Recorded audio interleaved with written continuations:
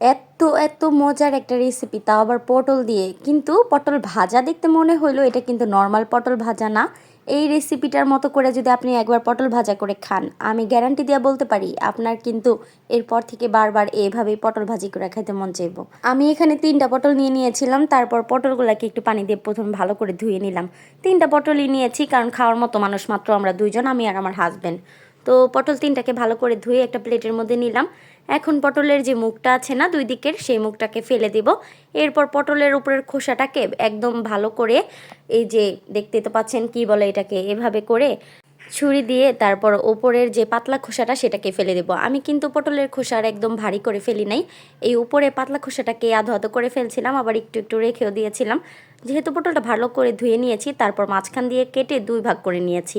এখন দেখতেই পাইতেছেন যে এইখানে আমি পটলের মাঝখানের যে এই যে দানাগুলো থাকে না, এই দানা সহ এই আবরণটাকে কিভাবে উঠাচ্ছি। তো এই আবরণটাকে আমি এভাবে ছুরি দিয়ে 2 দিক দিয়ে ভালো করে উঠায়া মাঝখান দিয়া যেভাবে করে উঠালাম, আপনারাও এইভাবে করে ভালো করে উঠিয়ে নিতে পারেন।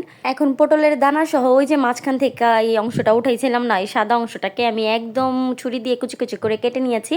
আর পটলের মাঝখানে যে দানাগুলো ছিল ওইগুলো সব ফালাই দিচ্ছি, কারণ আমার এই রেসিপিটা করাই এই দানাগুলোর জন্য। আমার জামাই একদম এই দানাগুলো খেতে পারে না, তার নাকি বিরক্ত লাগে। তো আমি এই পটলের সাদা অংশে দিয়ে দিলাম পেঁয়াজ কুচি, কাঁচামরিচ কুচি, তারপর দিয়েছিলাম 2 টেবিল চামচ বেসন, আমার চামচটা একটু বড় ছিল। তারপর 1 চামচ কর্নফ্লাওয়ার দিয়েছিলাম, সামান্য একটু হলুদ আর সামান্য মানে স্বাদ মতো লবণ দিয়ে দিছি। তারপর এখানে নিছি একটা ডিম। এই ডিমটাকে কিন্তু আমি আলাম দিয়ে দিব না, মানে সম্পূর্ণ দিব না। প্রথমে একটু ওই মিশ্রণগুলোকে একটু নেড়ে চেড়ে দিলাম, তারপর অল্প একটু ডিম দিয়ে দিলাম এই মিশ্রণের মধ্যে। এখন এই ডিম সহ এই মিশ্রণটাকে একটু নাড়াচাড়া দেওয়ার পর তারপর আবার একটুখানি ডিম দিব। একবারে সম্পূর্ণ ডিম দিয়ে দিলে দেখা যায় টেক্সচারটা বেশি পাতলা হয়, তাই একবারে পুরোটা না দিয়ে অল্প অল্প করে দিয়েছিলাম। দেখছেন আমার এই মিশ্রণটা একদম ভালো করে হয়েছে। এখন আমি ওই যে খোসা ছাড়ানো পটলগুলো রেখেছিলাম মাঝখানের এগুলো ফেলে, ওইগুলোর মধ্যে আমার এই মিশ্রণটাকে, ডিমের আর পটলের মাঝখানের অংশের মিশ্রণটাকে ভালো করে দিয়ে দিলাম। একদম পুর করে দিয়েছি কিন্তু, দেখতেই পাচ্ছেন। এখন উপর দিয়ে সামান্য ফ্লেভারের জন্য আমি একটু জিরার গুঁড়া ছিটিয়ে দিয়েছি। এটা কিন্তু ভাজা জিরার গুঁড়া ছিল, এতে ফ্লেভারটা একটু ভালোই পাওয়া যায়, আমার কাছে বেশ ভালোই লাগে। তারপর এই যে কড়াইতে তেল দিয়েছিলাম, তেলটা একটু হালকা হালকা গরম হয়ে গিয়েছিল। অত একটা বেশি গরম করি নাই, আমার আবার হাতে লাগার ভয় লাগে এই কারণে।